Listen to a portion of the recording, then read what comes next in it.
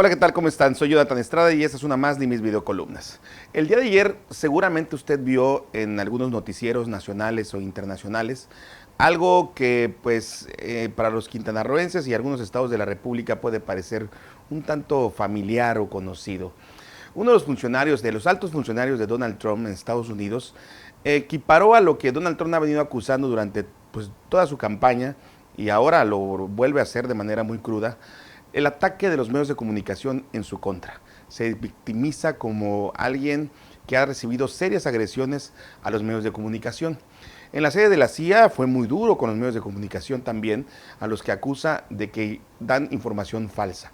Incluso se ha confrontado muy fuertemente con la cadena CNN, con la que ha tenido grandes confrontaciones en su rueda de prensa, incluso como presidente de la República electo. No dejó incluso que opinara el reportero de esta cadena internacional. En fin, esto es como un preámbulo para lo que obviamente estamos viviendo los quintanarroenses. ¿Quiénes hicieron a Donald Trump a final de cuentas?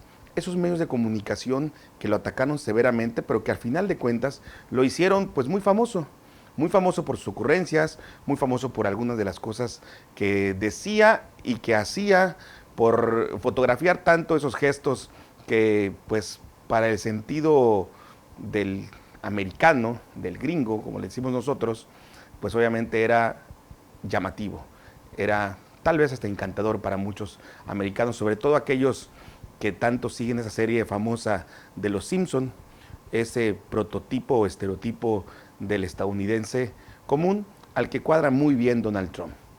¿Quiénes hicieron a Carlos Joaquín González en Quintana Roo? Los mismos medios de comunicación. Esa es la realidad. Ese ataque o esa guerra sucia a lo que Carlos Joaquín González tanto se quejó y tanto mencionó que recibió en contra de los medios de comunicación que eran financiados por el Estado, fueron los mismos que crearon a Carlos Joaquín y que lo hicieron muy famoso. Obviamente hubo otros antecedentes, otros factores que ayudaron a que Carlos Joaquín González ganara en la elección del pasado 5 de junio. Pero vemos a un grupo muy fuerte de comunicadores de todo el estado que siguen muy puntualmente algunos de los errores, por llamarlo así, del gobierno de Carlos Joaquín y no tienen el menor recato de poder señalarlos. Para los seguidores muy cercanos de Carlos Joaquín, obviamente Carlos Joaquín es víctima de estos comunicadores o de estos medios de comunicación. La realidad tal vez esté entre lo real y no real.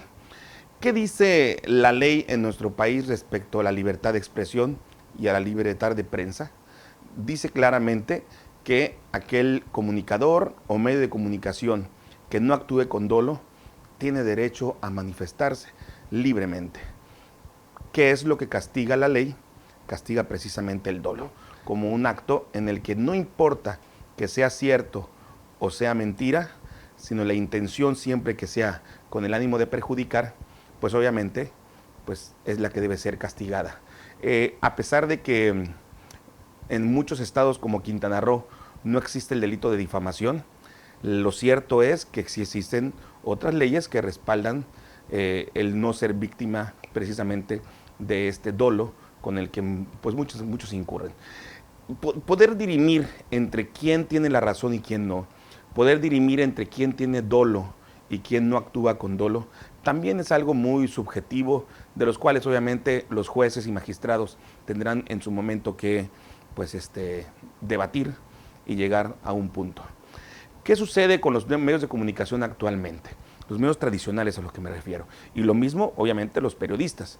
Sucede que estamos en una tela de juicio, en una etapa en nuestra vida en la que tenemos obviamente observadores que son aquellos cibernautas que nos están siguiendo el paso muy de cerca respecto a cómo actuamos, respecto a qué decimos y por supuesto de dónde proviene quizás la opinión, la crítica o el señalamiento de tal o cual informador o medio de comunicación.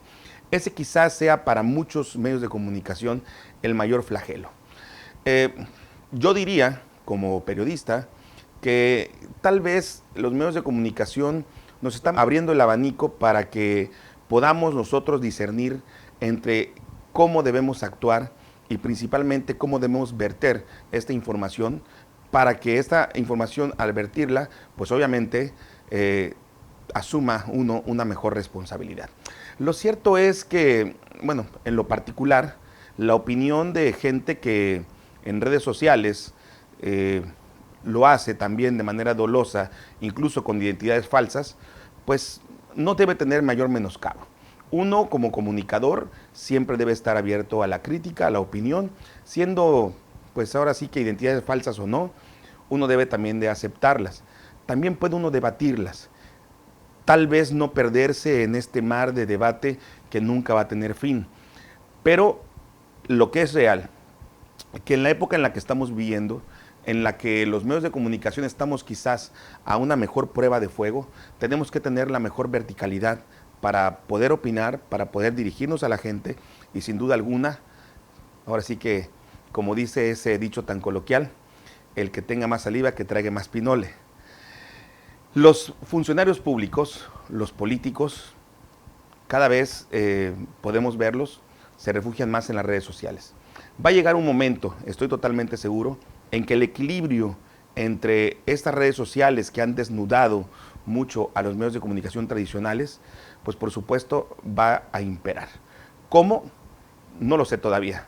Lo cierto es que, como decía hace un momento, los medios de comunicación, los periodistas tradicionales o que nos formamos en este ámbito tradicional, tenemos la gran responsabilidad de renovarnos o de morir. ¿Por qué? Porque sin duda alguna nosotros vivimos de esto, de la palabra. Muchas gracias.